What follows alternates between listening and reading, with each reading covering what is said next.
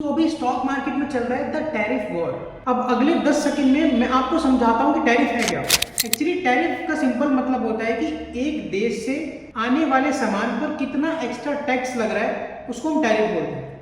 For example, अगर America या फिर यूएस से आने वाले सामान पर इंडिया ने 20% का टैरिफ लगा दिया, तो अब वो सामान जब इंडिया में आ रहा हो तो 20% महंगा हो जाएगा। यानी कि अगर यूएस से पहले हम कोई सामान 100 रुपये में खरीद रहे थे, तो 20% टैरिफ के बाद अब हम उसे 120 रुपये का खरीद रहे होंगे।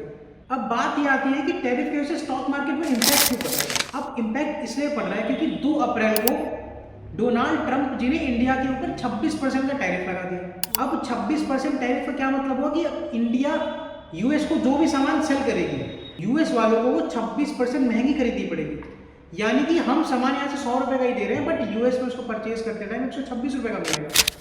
अब इससे स्टॉक मार्केट में फर्क क्या पड़ा कि अब जितने भी बायर्स हैं, जो अमेरिका में जितने बायर्स हैं जो इंडिया का सामान खरीदते हैं, वो इतना महंगा सामान होगा तो खरीदेंगे नहीं। अब यूएस वाले सामान खरीदेंगे नहीं तो इंडिया का सामान बिकेगा नहीं। अब इंडिया की कंपनियों का सामान बिकेगा नहीं तो उनको प्रॉफिट होगा नहीं। अब प्रॉफिट होगा नहीं तो कंपनी आ जाएगी लॉस में, और कंपनी अगर लॉस में आ गई तो यानी कि स्टॉक मार्केट लॉस में आ गया। तो इस टैरिफ की वजह से इंडिया में IT, pharma and textile sector को बहुत बड़ा इंपैक्ट पड़ा है, जिसके वजह से उन सेक्टर्स में अभी फॉल देखने के लिए मिल रहा है।